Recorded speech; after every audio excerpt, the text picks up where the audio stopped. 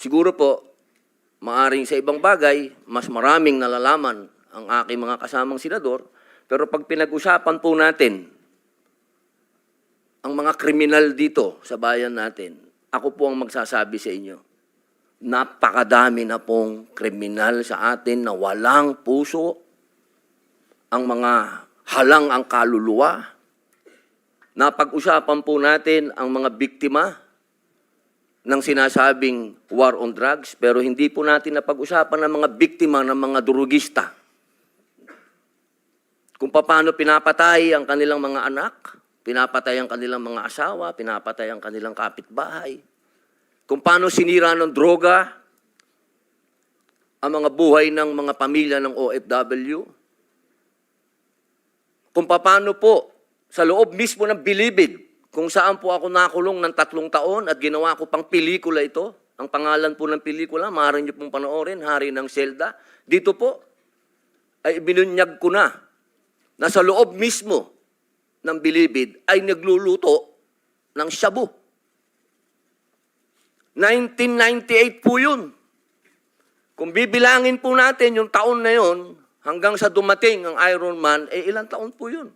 Ganun po kahaba ang mga panahon na namayani at talagang naghahari ang mga drug pusher sa Bilibid.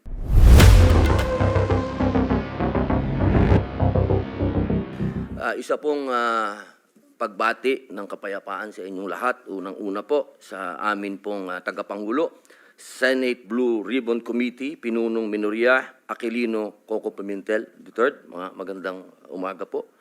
At sa amin pong pro tempore, Senator Jinggoy Estrada. Sa amin pong Majority Leader, Francis Tol Tolentino, Sir.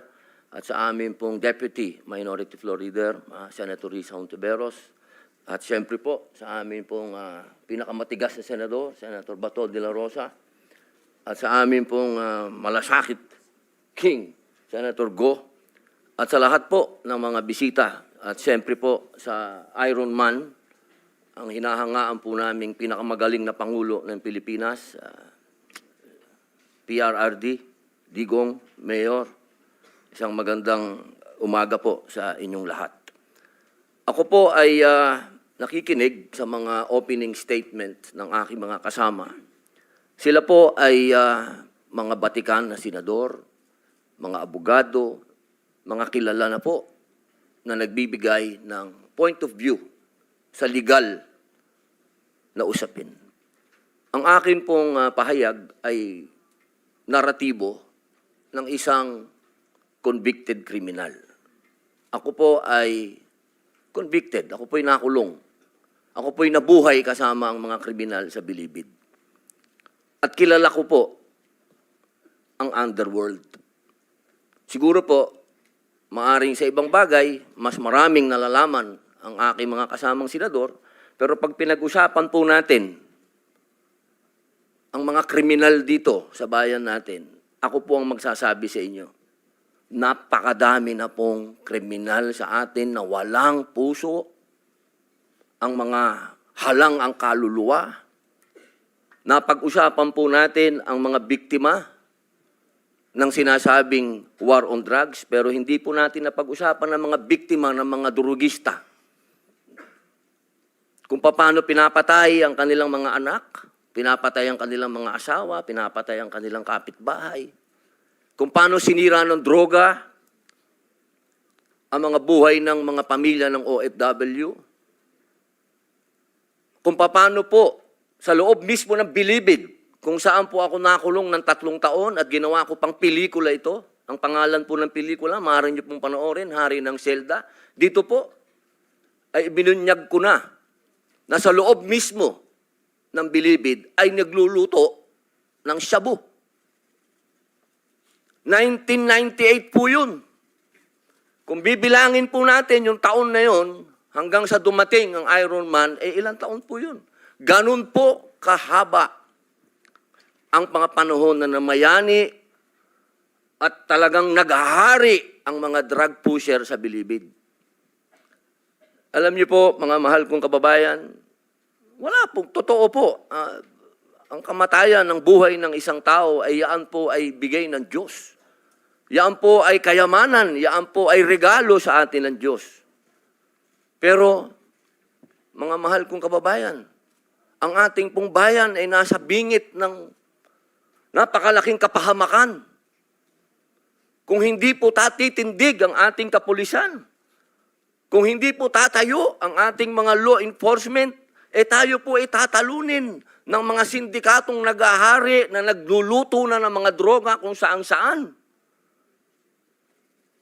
Mga mahal kong kababayan, ang datos po ang magsasabi na nung sa panahon ni Pangulong Rodrigo Roa Duterte, masasabi ko na po na natakot ang mga kriminal. Wala pa po siyang ginagawa. Doon lang sa commercial niya na last Christmas yun na to, natakot na ho ang napakaraming kriminal. Natakot na ho ang napakaraming durugista, napakaraming pusher ang nag-surrender. Wala pong nangyayari. Sa salita lang po yun. Mga mahal kong kababayan, kung sisisi natin lahat ang mga namatay dito sa administrasyon ni Rodrigo Roa Duterte, abay nagkakamali po tayo. Alamin po natin kung ano ang drug underworld, kung ano ang mga drug syndicates. Ako na po ang nagsasabi sa inyo, regular na po ito tuwing magpapalit ang administrasyon, naglilinis ang mga sindikato. Magkakaroon talaga ng maraming mamamatay dahil naglilinis. Para pagpasok ng bagong administrasyon, yung kanilang mga alagang, mga kriminal, mga alagang, mga pusher, mga tapos na. Sana po, sa usapin na ito, maging realistic po tayo, mga mahal kong kababayan. Kung kailan ba natin na ibalik sa mga kababayan natin ang kalsada. Nung panahon na yon, nagiinuman sa tabi, nakahubad. Ang mga babae, hindi makapaglakad, hindi ka makapaglakad ng may cellphone ka, aagawin ng cellphone mo, loob ng bahay mo, papasukin ka.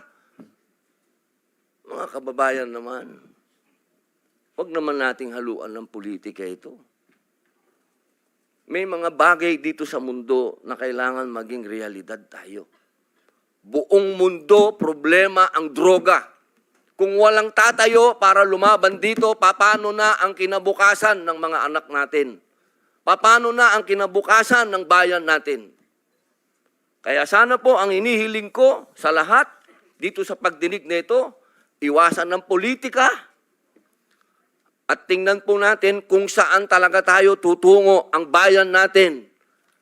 Mga kababayan, lubog na po tayo sa utang, lubog pa tayo sa tubig, pati ba naman sa ganito, lubog pa rin tayo.